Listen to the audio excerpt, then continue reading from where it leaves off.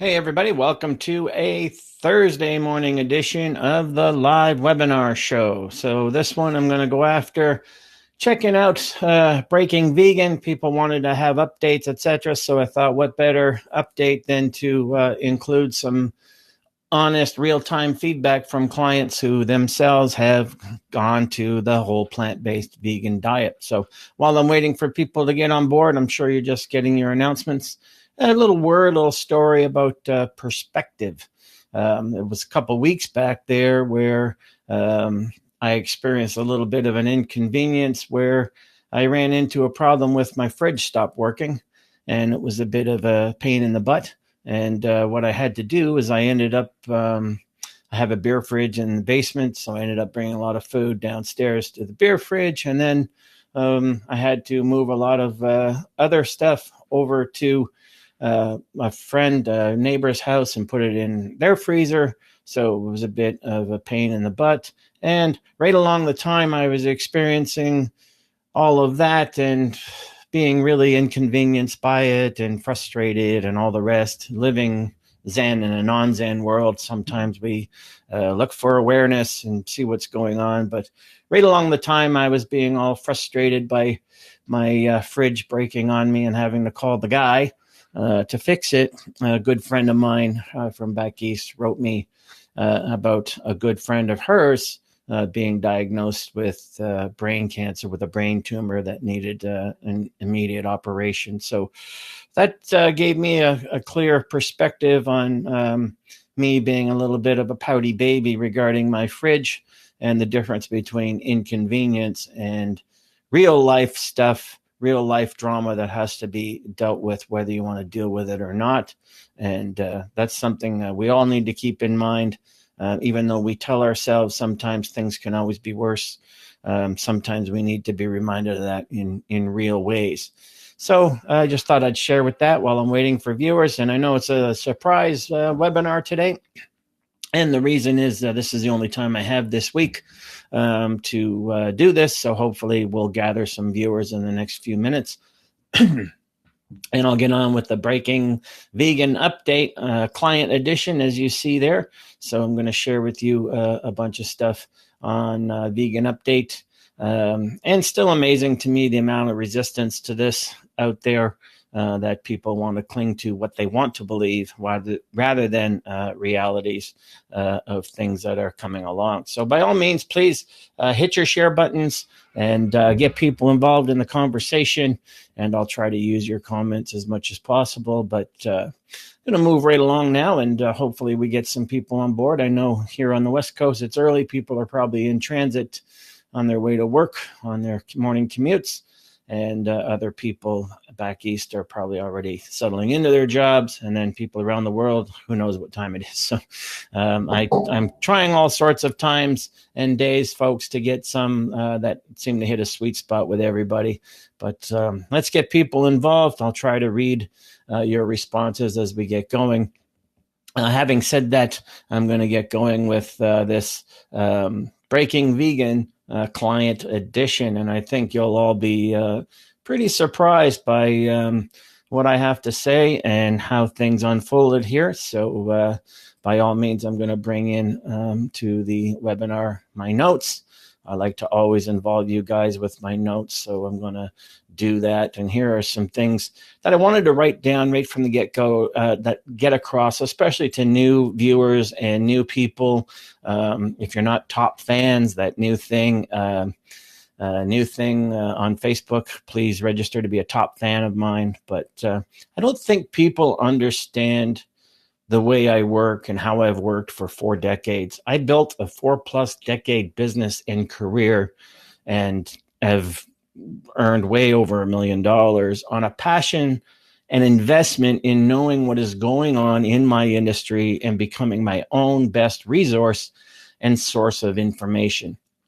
You guys have often seen me dig out my Understanding Nutrition behind me, Modern Nutrition and Health and Disease textbook, which I read twice, which was 3,000 pages. So I don't think that most people can even imagine how overwhelming the research had to be in order for me to make a hard right-hand turn in my nutrition approach and recommending for clients to do the same. I was already successful. I'm already, I don't need business. I don't need to put out products. I don't need to do those things anymore. I do so to build upon a knowledge base that's going to help people. So I think we need to begin with this one single acknowledgement that for someone like me who builds on a passion, that's how overwhelming the research and evidence had to be regarding breaking vegan and opting for a vegan diet strategy for health, which is important for Physique After 50, my Physique After 50 crowd, and for physique transformation. So with that in mind, I'll get to things, but let's just take a look at Mark's comment here. Hey, Coach, thanks for doing these. Watching from Michigan. Used to live pretty close to there, Mark. Do you have a schedule or a place where you say when you plan on doing these things ahead of time or random times? I miss them a lot when they're live, but either way, thanks for doing them. Appreciate that, Mark. Sometimes I use this software and I do announcements, but when I use this software to make an announcement when I'm going to go live, Facebook chokes off my reach anyway, so it only gets out there to, a small number of people. What you should do is go to my Facebook fan page, Coach Scott Abel, and at the top, click follow, and then you'll always be notified when I'm live and when I'm going live. And right now, I'm kind of mixing it up, different days of the week, different times of the day, based upon things that I have to do, and also just trying to see what clicks. But I got clients all over the world. So some of them are sleeping right now. Some of them are just waking up right now. Some of them are at the end of their day. So it's really hard to hit a sweet spot for everybody. But I appreciate you writing that, Mark. So let's get back to it. And, the other thing, Breaking Vegan Client Edition, I'm going to, if you see down here, this link, I leave that link for you. Someone can maybe Mark or Tony or Ange just copy and paste this in the comment section so people can go and read it later. Don't read it while I'm lecturing. But recently in this article, and you can see, look at the title of the article. I highlighted it. Vegetarian diets are even better than we thought. So now this isn't a research article, so take it with a grain of salt, but it is an article review that is interviewing researchers. So one of the experts in this article said, and this is what I want to get across with going vegan, it can be tricky to switch to a healthier diet without facing unintended drawbacks, perhaps with health impacts of their own. Oftentimes people will try to go vegan and they don't eat enough, they choose the wrong foods, or we see on social media a bunch of vegan nonsense where people are eating, they're living on French fries and chips and licorice, and they're saying they're vegan. I mean, let's get real. Whole food, plant-based is all about, whole foods, unprocessed foods, and plants that grow, not that are manufactured at the old, Michael Pollan line, if it comes from a plant, eat it. If it was made in a plant, don't. So, we have to be a little common sense here. And for some people, again, continuing the quote, it can be incredibly hard to give up cheese or a Friday night burger. The patient does better when they feel a draw to try the diet out rather than being told to do so. So it's one of those things where the more you lecture to people, the more they put on blinders and put on their headphones and la, I can't hear you. So, there's a fine line with that. I try not to cross that line, but at the same time, when the evidence and the results are overwhelming, you have to share that with the people you're trying to help. So that's very important. So again, from the same article, another nutrition expert said she has a colleague who tells all their clients to go vegan. She's warned them that the clients are just going to tune you out. And even though I don't do that with my clients, there's clients and people that have followed me that are now tuning me out for the exact same reason. And again, it's one of those things. Tell me what I want to hear. Tell me what I already believe in. Otherwise, I'm not going to follow you anymore. So that's unfortunate that people pretend to want to be informed, but they want to be informed with knowledge and belief systems they already have. They're looking for reinforcement more so than they are truth. I'll get to that in another webinar. But this writer hit the nail on the head. Food is very personal. People have memories tied to food. Halas Liang added, that's the person quoted in the interview. And she said, I find that heavily restricted diets can lead to disordered eating, that can lead to eating disorders. Absolutely true. However, and we need to keep this in mind, it is completely mistaken notion that vegan diets are heavily restricted diets. That's a matter of mere perception and diet psychology. And to present it that way will heavily influence how someone goes about trying or not trying, or being willing to try or not try breaking vegan. So that's really, really important stuff. Diet psychology is always going to factor in, especially in the North American diet mentality madness that gets imprinted on us from very young years. So very, very important stuff. And just from the rest of the article, if somebody loves to sit down to a steak dinner a few times a week and you say to them, hey, you should be vegetarian, you're going to completely turn them off, she said. It's about reaching the client where they are. And these are important points because, like I said, oftentimes reaching a client where they are is a client wants to hear what they want to hear. So, when I did the Breaking Vegan initially, people were writing other of my clients, well, I don't want to go vegan. Is he going to make me go vegan? And I never once said that. I was just, advocating on behalf of the truth. So a lot of people want the truth, but they want their version of it. And the people who are open to the real version of it are the people who are open to real and effective change. And that's important. And this is what I do in my approach with clients. I don't go to them with breaking vegan advice. I wait for them to come to me. And then I assess if they are psychologically ready for it. For instance, if some clients are already struggling on just a general healthy diet that includes an omnivore selections, then I'm not going to advocate for them to go vegan, because you're just setting them up for failure, because even though they may think they want it, they're not ready for it. If they're already not consistent enough in just a healthy diet plan and they find reasons every week to not follow what they should be following, then don't give them even more of a restricted mindset and advocate veganism. So that some people are ready, some people are not, and I always say that at the end of my blogs and everything. Some people get it, some people don't.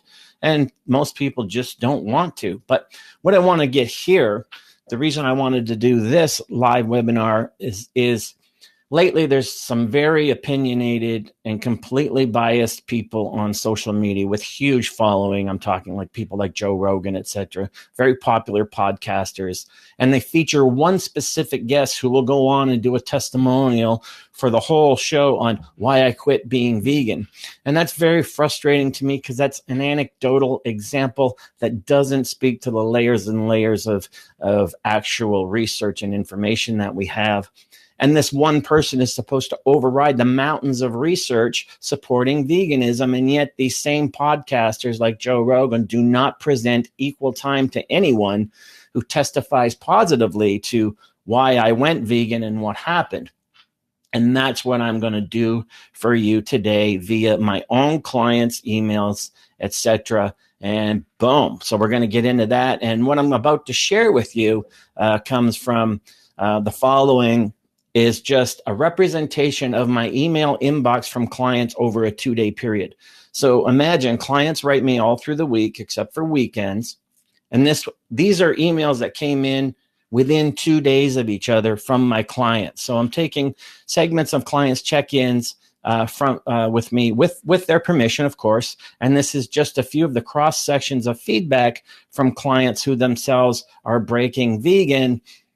And I'm going to use their exact email quotes, et cetera, corrected some grammar here and there. But this is going to be because of the completely biased and prejudiced even stuff that's out there on podcasts and out there in social media, where people just don't want to hear the truth. And, I'm got to present the truth, not as I see it, but the truth as it is. And imagine being me. Again, I'm going to emphasize to you, this is merely 2 days of client check-ins. If I was to do a whole week, I would have to do this webinar in 2 or 3 parts. I'm not even including clients who are well on their way, like JP and Ollie and people like that who come to mind, who are just killing it with the vegan lifestyle. So this is just a 2-day snippet. So imagine being me. Of course, I want to get the message out there. When I deal for 4 decades with people who are frustrated and dissatisfied and they want to make changes in their weight and their physiques, etc., and I find a way that overwhelmingly works better than anything I've ever tried in the past, then of course I'm going to present it. It doesn't make me a zealot. It makes me a realist, and it makes me good at my job. My job should always be about acquiring the best information available at the time and applying it accordingly. And too many professionals out there don't do that. They want you to believe in them and their system, or they have no system at all. All right. If you're a personal trainer and you're a professional rep counter, then that excludes you from the conversation of being an expert. Then there's too much of that going on. Anyway, imagine being me with the following emails, and I've highlighted some stuff in green that are takeaway points that I want you to realize and embrace, and I'll discuss them at the end. So let's get into it. This is from my client, Matt B. And these are all quotes now, and these are the client names, and this is in 2-day period. So Matt says, still thriving on the transition to the full vegan lifestyle on diet days, and surprisingly feeling very little inclination to even break this on refeeds. I've noticed that after being this far in, vegan that is, that I am requiring more food at mealtimes in order to avoid too large of an energy dip. Incorporating this, satiation is more pronounced, but hunger is revving by the second hour post-meal. I'm finding following a refeed, so he's on the cycle diet as well, not just vegan, but cycle diet version. Following a refeed, that since going fully plant-based, that the water weight falls off within a couple days to the point where I'm feeling energy-wise that I need another refeed. This has been addressed in the main above by an increase in my meal portion sizes, mostly coming from fruit, from veggies, and to a lesser extent starch carbs, although they've gone up too a little bit. With this in mind, would it be worth substituting one of my 2 fruit and nut snacks with a more starch bean veggie alternative? I have also found that I have needed to move to that 6th meal, which was formerly an option for him, more often than not, whereas before the plant-based conversion, I was able to run on 5 meals consistently. Now, what you're going to see here is a trend toward clients writing me who have switched to vegan, who are now, what are they doing to get leaner? Are they eating less? No, they're eating more. They're optimizing metabolism, and boom, shakalaka. So let's move on to the next client. And again, the carryaways are in green. By all means, hit your share buttons, folks, if you want people to benefit from real people, real world, real results. Let's get into it. So this is from my client, Sam I. And I got 2 breakdowns from Sam, because one is a story he's telling about something he experienced, with which I thought was relevant for you all to see. So his check-in is, I said a couple of weeks ago that I wanted to stick to the latest portion sizes I had set for a certain period for at least 4 weeks to see what biofeedback I get from it. I really believe my body's loving it. Boom. I still got tolerable hunger. The refeed days are still pretty big. Cosmetically, I feel leaner, and I've noticed that the day after my refeed, my body shape doesn't change too much, whereas before, when I was eating less, there was a noticeable change, and it would take most of the week for me to get back to where I was. So cosmetic benefits. Now, it could be a couple of reasons, but I think it's mostly because since increasing portions significantly, boom, what I'm seeing across the board, and you'll see yourself as I continue. My refeed days are much more controlled. Before, I would just eat anything and everything, which is fine. That's the whole point of refeeds on the cycle diet. But now I don't have the cravings to just eat anything and everything. I'm not rushing out of bed Saturday mornings with the tongue out of my mouth. The food choices are healthier overall throughout the day. Hardly any sweets or fast food. So going vegan, breaking vegan often changes your palate as well, to the point where you don't want to make choices outside of that paradigm, and that's very important. Next, Sam is going to tell an interesting story in his feedback to me, and I think this is really, really, really worth sharing, so I'm going to share it with you. So he says, a bit of a story to finish my check-in with. I had some friends over last Sunday night who came around for dinner. It was an early dinner, about 6 p.m. So for me, it was only my 4th meal.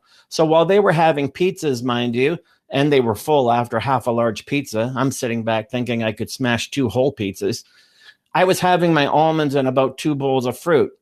For me, it was about 3 or 4 pears and 5 or 6 oranges. Now, I know that's a lot, but that's what it takes to satisfy me. Anything less, and I'm hungry 30 minutes later again. So what we see here, biofeedback and not counting calories and blah, blah, blah. Anyway, my friends, they're shaking their heads, which is fine. I'm used to it. But what left my head shaking more was about 9 p.m.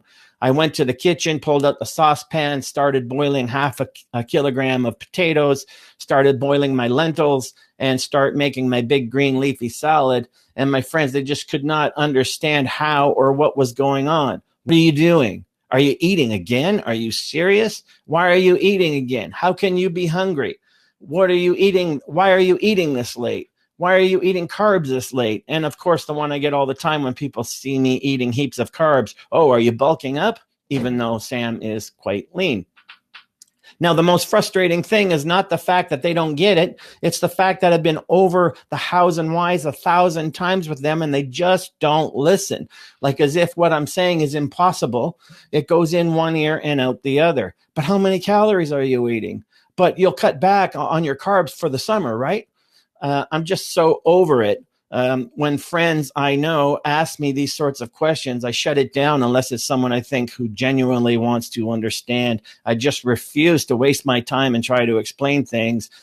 Mind you, to make things more fun, of course, they're all nutritional experts every time the conversation comes up. So what a story to share. These are the kind of emails that I get. And remember, all these emails that I'm sharing with you are emails that came into my inbox within a 2-day span that I thought, I got to turn this into a webinar so people see what a couple days in my life is like in terms of why I may say the things I say and advocate the things I advocate. So what a great story. And again, even in the face of witnessing it, people can't accept a challenge to their belief system. Like Sam says, he's already answered these questions over and over. He has one meal that has 4 pears and 6 oranges with his almonds, and then 3 hours later, he's eating potatoes and lentils, and people are like, "What are you doing? Are you crazy? You're going to get fat." This and that. They're looking right at someone who's lean and who's feeding metabolism, and yet they can't accept it even when it's in their face. How do you try to teach people like that? As Sam says, more of a rant, but he just gives up trying to waste his time on it. And I'm just in a position where, unlike Sam, I can't afford to not waste my time, because if there's 1 or 2 people out there who are going to be open-minded enough to hear the truth, then I want to reach them and reach them well. My client, Carolyn S. Carolyn's a great client. And this is her email. Scott, I wanted you to know that I've seen more positive changes in my diet thinking and physical appearance in the last few months than I did in 2 years previously. I'm getting leaner, putting on muscle, and I do not weigh or stress about food. Boom. That's from a lady. I never binge anymore. I could follow this easily forever. I am okay with not being full but satisfied. There's a big difference, and that took me the longest time to learn. I might have told you this before, but I can't believe the difference. I'm getting very close to where I want to be. Will I have to increase what I'm eating, or will I move to more of a cheat day? That's a coaching thing, and that I'm not going to include that because it's less about breaking vegan. P.S. She says, this is from another email she wrote in after.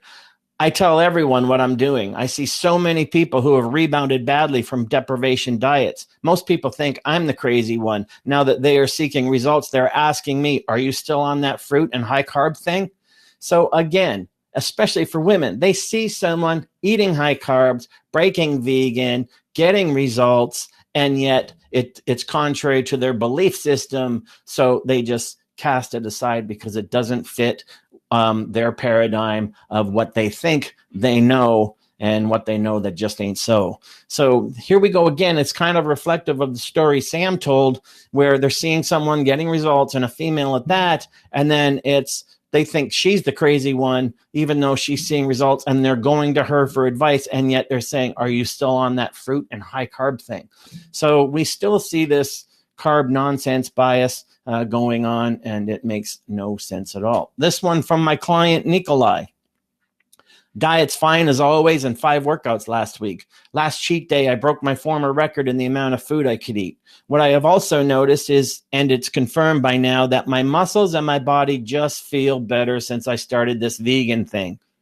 Not a bad thing at all. Also, what is good, that after I have a cup of rice and beans, I can't overeat on veggies, not even on diet days. So very, very important at all. So very important to mark that you can eat more and more, and there's no negative cosmetic consequences, it seems. When it's done right, don't forget, I assign these people their diets. So portion sizes and stuff, we work accordingly. And then he finishes with, I've just had my 4th meal today, and I think I'll have some oatmeal before bed because my system is in overdrive again. Boom. What's the consistent theme that we're seeing in the emails I've shared? Hunger goes up. We increase portion sizes. Metabolism is being optimized. And instead of clients writing most coaches and we have to cut their calories, what are we seeing here? We're seeing the opposite, an increase in portion size, a better connection to the biofeedback, hunger satiety feedback loop, eating more and still getting the same results. And that's very, very important as well. So, and then now to my client, Mark. And this is his email. And of course, I'm not including their feedback on training and other things that don't matter, strictly to when it came to vegan. Scott, diet, vegan, vegan, vegan. So from now on, I'm only going to tell you if I didn't eat vegan for whatever reason to avoid repeating myself. And I'll just pause here. Some of my clients I have on a 6-day vegan diet with a 7th day option to have whatever they want as form of a refeed day, whether that includes animal sources or not. It's just a great way to get people to segue into better eating and see what it does for them. The diet seems to have just fell into place perfectly. It's so easy to eat very, very healthy food, all meals on plan this week. And my weekly cheat meal was actually diet food, but with some beers afterward because I went to a concert. So again, the cycle diet fits into the social realm of modern life. Hunger levels are up and up. So I think my metabolism is firing nicely. I'm also pretty lean right now, and the fat seems to have dropped off me this last 2 weeks. I'm getting sharp now, and veins are starting to show pretty well. So what do we see here again? An optimized metabolism, hunger kicking in. Hunger, of course, increased hunger is a sign of increased leanness. The two go together. What's he say? Metabolism is firing. That's been a consistent theme. People getting leaner, but eating more, and boom, boom, boom down the road. So very, very important stuff and feedback. And it's important that we include this. So now feedback from client Melanie B. With all that being said, that's previous to what she was saying in her check-in email, I have actually really been enjoying the slow transition into the vegan world. So it's not like when clients write me and they want to break vegan, it's not like I just say it's all or nothing. It's absolutely 100% or 0%. We give them breaking vegan options in their meal selection. So she says, I do still have 1 meal a day that has animal protein, but my favorite meal has become my stir fry with black beans. Absolutely delicious. I've noticed the past couple of days I've been hungry much sooner between meals. See that trend? Boom. Typically 30 to 45 minutes before I'm to eat again, I will get hungry, tummy growling, and the last couple of days, especially after snacks, I start getting hunger pangs an hour or so after eating. Do I just push through this? I'm pretty good for the most part at sticking to 3 hours of time between meals, the odd day 4 here or there. Today was the first day in a week I felt really struggled with waiting 3 hours between one of my meals and snacks. So what we see here is, what do I always say? Weight loss must take place within an optimized metabolism or it's not sustainable. If you lose weight by deprivation dieting in an already compromised metabolism, you're destined to gain that weight back, just like Carolyn's email saying how many of her friends and people she knows that are rebounding from deprivation diet. So what we see here is a trend, right? We assign the vegan thing. The more vegan they go, the hungrier they get. We increase portion sizes and they eat more, and there's no negative cosmetic consequences to that. You're not going to have that with typical omnivore diet. So that's really, really important stuff to point out. And then my client, Troy V, he came in and near the end of the day that day, diet update, plant-based update, have been meat-free for a while now and feeling great, totally plant-based 6 days a week, feeling amazing, and it just keeps getting better. Boom. Really starting to see and feel fat loss, especially around my waist. What do these paradigm blind, biased, prejudiced against vegans podcasters want to keep telling people? That you're going to feel worse.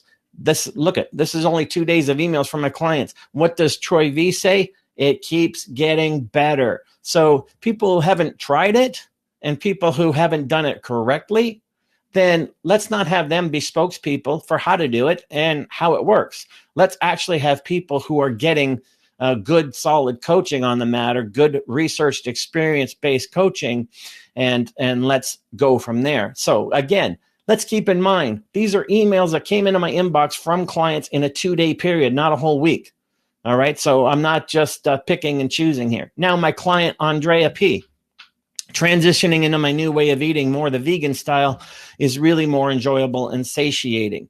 Not only am I feeling better and stronger, I also don't experience much bloating anymore as I used to suffer, which used to disrupt my signals if I was hungry or bloated. Another common misconception of people breaking vegan is you're going to walk around with a bloated gut all the time from beans and fibrous veggies. Anyway, the amazing thing is it's so easy and simple. If you're too hungry and starving, just up the portions, no consequences. Or if you're not experiencing hunger, then slightly drop portions a little to get to tolerable hunger. One thing you've taught me is the key of the internal cues and reading my biofeedback. Hunger satiety is what we're talking about here. Probably the most valuable lesson I've ever learned. In fact, since I've tweaked my diet, I'm actually eating more and leaning down. Boom, shakalaka laka, boom, boom. In fact, since I've tweaked my diet, I'm actually eating more and leaning down. And I don't know why people find that so hard to face. I think one of my struggles is people who write me who are overweight and say, I'm willing to do anything. And then you say, well, then your best thing to do is to break vegan and go plant-based. Well, no, I don't really want to do that. Well, then you're not willing to do anything and you really don't want the results you'll say you'll do anything to achieve, because these people, look what they're saying. All right, look at the middle phrase here. The amazing thing is it's so easy and simple. This isn't rocket science. It's not difficult. All right, if it was, I wouldn't be advocating it. You never see me advocating if it fits your macros and formulas and all this other stuff, right? I live in the real world. My clients live in the real world. Boom. Let's have something that befits living in that real world. So let's get to some relevant talking points. How many clients was that? And again, that's only a 2-day period of stuff relevant to breaking vegan that came in from my clients, not even talking about my own experience. And Andy, of course, who you all know and who's done well too. So to be clear, again, this is my a reflection of my inbox of only 2 days. And there are other clients doing just as well or better since breaking vegan. You've met Jonathan. He's well into it now, and Ollie and other clients who write me on different days. Now, to be fair, not all my clients are vegan. Remember, we had Byron on my podcast webinar just a few weeks ago, who's lost more than 70 pounds, and he's not vegan. He does have a couple plant-based meals, but he's not vegan. And I do not make my clients go vegan. I only advise it and design their diet to be vegan when they ask me, when I feel they're ready. But what do we see in the examples here? Relevant talking points. We see metabolic optimization. These clients are increasing, not decreasing their portion sizes. Some of them are even adding meals. That's what you want in a sustainable diet format. You don't want to be cutting calories and cutting out meals and depressing your metabolism, because any weight loss in that environment is weight due to come back, and it takes metabolism a long time to come back if it's been suppressed, depressed, repressed, or damaged. So no macro nonsense, no calorie counting. That's why you see the clients saying it's so easy. Like I just increased my portion sizes, because instead of outside in stuff like numbers and number crunching and a fit day, they're learning to go and trust their biofeedback loop of hunger and satiety and connect the two and live from the inside out rather than the outside in. And that's the only sustainable way to do this without constant obsession about food and diet. So they're optimizing their metabolism, metabolic optimization. They're leaning out in spite of increased portions, but actually because of increasing portions, because they're responding to metabolism and not weight scales. And that's very, very important.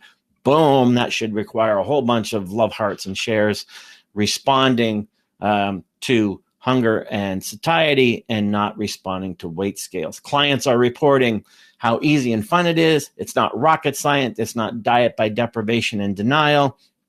No clients are reporting feeling weak or feeling tired and bad since switching, as you see in a lot of the stuff that's presented on social media. Oh, you're going to feel bad. You're going to be bloated. You're going to be tired. I would have presented that in that 2-day period if that's what I saw. So most clients are reporting less bloating, less water retention. As you've seen, I read them to you. Improved digestion since switching, the exact opposite of what you hear about opinions in regards to breaking vegan. You also witness in that, which is a sort of a side note, the value and significance of coaching, asking about when and how, increase portions or add a cheat day, have another meal, or what to do in terms of reporting biofeedback. So really, really important stuff to defer to a coach who is knowledgeable in and of metabolism. So that's very, very important as well. So since I broke vegan a while back, and so did Andy, what you see here, clients who wanted to follow suit, they did so. And when what I see from this is, again, just 2 days of client check-ins. And when I see this, what I've just shared with you, just a snapshot of a couple of days in my inbox, then why wouldn't I be passionate about it and talk about it more and more and present it to you more and more as evidence of the new truth in the term way they are shifting? Of course, I'm going to present that and be excited about it and be passionate about it. When you're seeing something that has across the board results and relevance and sustainability and cosmetic improvements, everything that people hire me for, why wouldn't I be passionate and present that with passion and do that? So now, I used clients' permission, of course, and there's a few clients that said, I'd rather you didn't, and that's fine. But again, in 2 days, those amount of emails coming into my inbox, and this is what I experience and what I see from clients, not to mention my own and Andy's experience, then why wouldn't I be passionate? Why wouldn't I present this? And why wouldn't I want to get the word out there when we see overwhelming positive results metabolically and for leaning out, for losing weight, for feeling better? There really is no comparison, regardless of online social media prejudice and bias to the contrary, which I would like to get in a future webinar. So it's not like I'm not showing you some negative client vegan attempts, because there just haven't been any.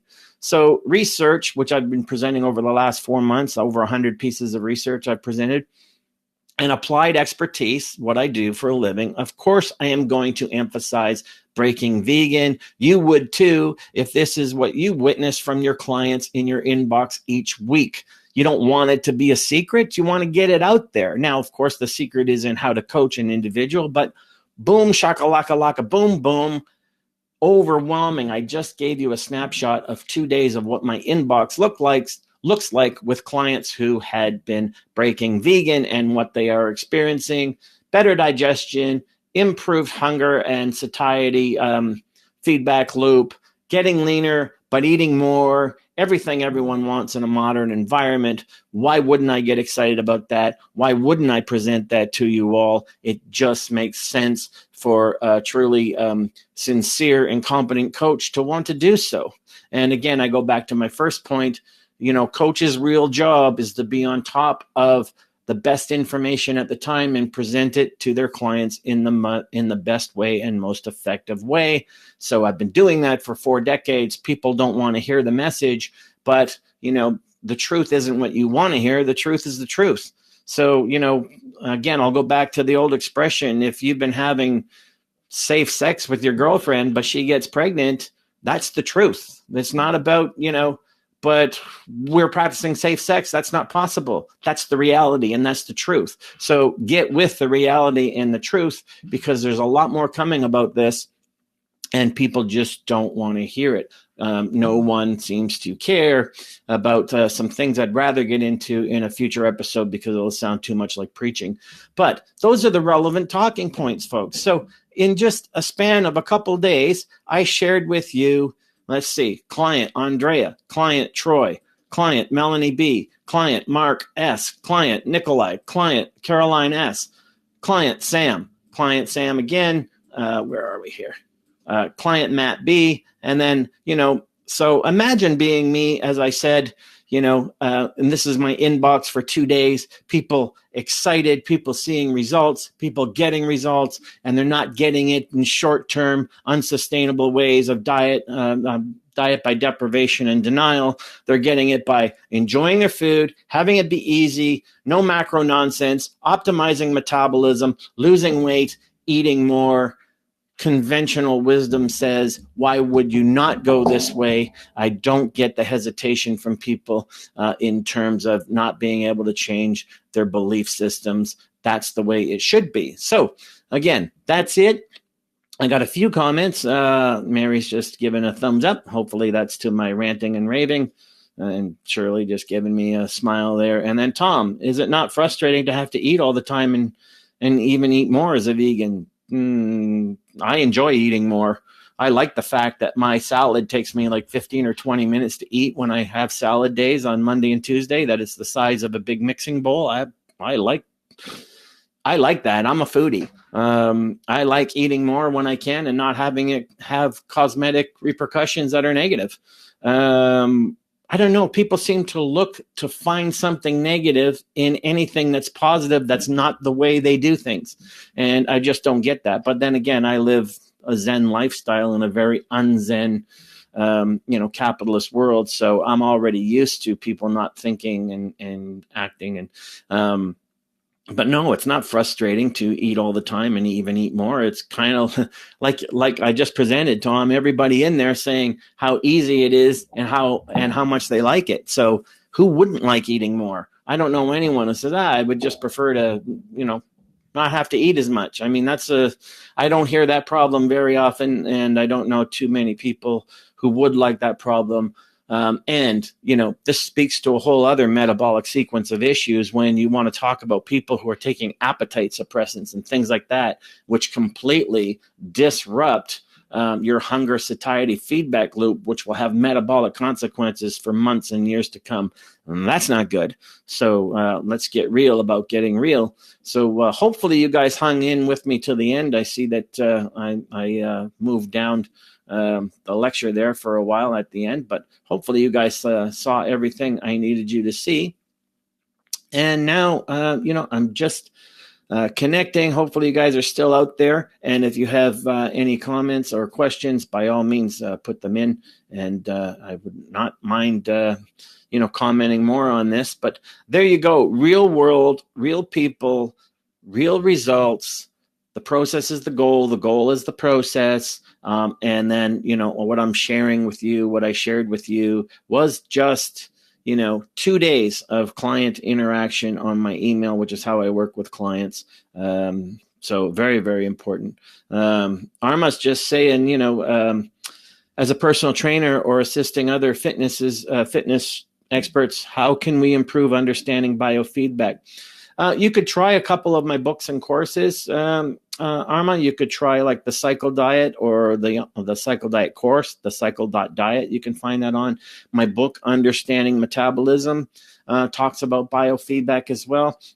But really, it's really about, I think, having a good coach who understands these things, because when you do, you learn by modeling, you learn by sharing with that coach over months and weeks of time what authentic biofeedback is, because a lot of people will find out, this piece of biofeedback equates to this, and then they start telling their minds what they want to hear rather than what is actually happening physiologically. So it can be a bit of a quagmire, but definitely just have to increase your knowledge base. The best way to do that is with coaches who work from a biofeedback base and not from outside in number crunching. So hopefully that helped. So any of my books and courses would help you. I would also suggest, Arma, that you do my program design masterclass course if you're a personal trainer, because personal training should not be about workouts. It should be about programs. Even though you're there to monitor workouts, if people aren't following a program, that's just ridiculous. That's just, it makes no sense. And I can lecture about that at another time. But my program design masterclass, you would benefit from, because it includes a bunch of programs in it that you could share with your clients, and how to break them down and how to assign them, what client is ready for what kind of program, et cetera, et cetera. So that would really help as well. And then Angelisa is just saying, do you consider macros at all in your systems? No. And I've lectured about that extensively, Angelisa. Maybe you're new. But it's so unnecessary. It feels so crazy to consider not having to worry about them after this many years of brainwashing. But that's all it is, Angelisa. It's a very important point that you're making, but it's been imprinted into people's mind that outside-in calculations are the way to sustainable weight control, when all the ramifications that come with that just aren't true. You can't dictate to your body from the outside in. You're meant to listen to your body from the inside out and respond accordingly. Not to mention, if you get caught up in macros and the rest of it, you're a very short distance from having food issues and eating issues, food obsessions and eating obsessions, diet obsessions. Food and eating should not take up a whole lot of priority space in your mind. Something's wrong with that equation. I just launched my food freedom course a couple days ago, this Monday, actually. So you can check that out at foodfreedomcourse.com, and all about what happens when people think they can just work on their bodies from the outside in without considering their wisdom of their body functioning from the inside out. That's how I coach. That's what I do. And it's not crazy at all. I don't know if you were present right from the beginning, Angelisa, but if you were, just look at the client emails that I read to you. I mean, no number crunching, no, I went over my calories, or no, this many grams of carbs. You didn't see any of that. And yet, what are they all reporting? Easy to follow. This is awesome. I'm eating more. I'm weighing the same or less. I'm leaning out. So very, very important stuff, to proof that it works. And if you go to my YouTube channel, Angelisa, and you look at live webinars with the coach, there's one I did in the past. I think it's called Bad News for Fitbits and if it fits your macros. And check out that webinar where I talked about the latest research about what using Fitbits and things like that do to people's willpower. It actually crushes it. And the other research that showed people who were successful in weight loss and keeping it off were not monitoring outside in formulations and calculations. And again, seems to be something no one wants to listen to, but that is the truth in research over and over again. So that is the Breaking Vegan presentation for today. I know this time of day, not the best for getting people to tune in, but hopefully they'll watch it later. And add your comments, folks. Include your comments. I'd love to see your comments. But, I've been presenting research on my Facebook post now for 5-6 months. Over 100 pieces of research already, and way more to come. I'm going to do 6-day vegan diet book coming up. And then, not just my own experience, that's just one person, but when I have clients, and this is just 2-day snapshot of what my inbox looks like from clients who are checking in, then why wouldn't I present that to you as not just what the research says, but what real world is happening with real people, with real lives, what that says as well. So definitely going to share that. I'm not going to stop sharing that, no matter how many people will unlike me because of it. And that's never made any sense to me, that you challenge people's belief systems with the truth, and rather than accepting the truth, they will opt to turn the cheek away from you and look for something that'll support their belief system. So again, Breaking Vegan, that's the truth. That's where the new nutritional paradigm is at, and the research supports it overwhelmingly. That's why someone like me, after 4 decades, even being successful with an omnivore-based strategy, did such a hard right-hand turn and look at the benefits for my clients from doing so. Not all my clients, I don't make them break vegan.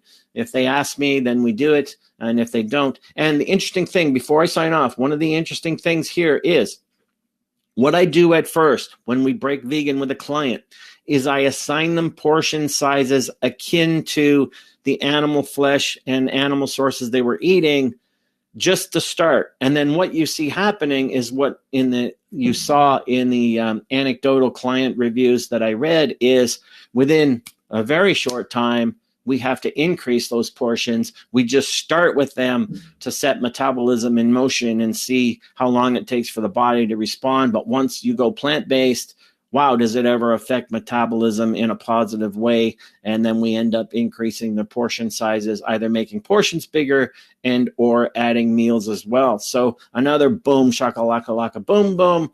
That's real people, real lives, real results, real coaching. That's why the change. That's the update in Breaking Vegan. Hope that helped you guys. I hope you'll hit your share buttons. I hope you'll get this message out there. Again, feel free.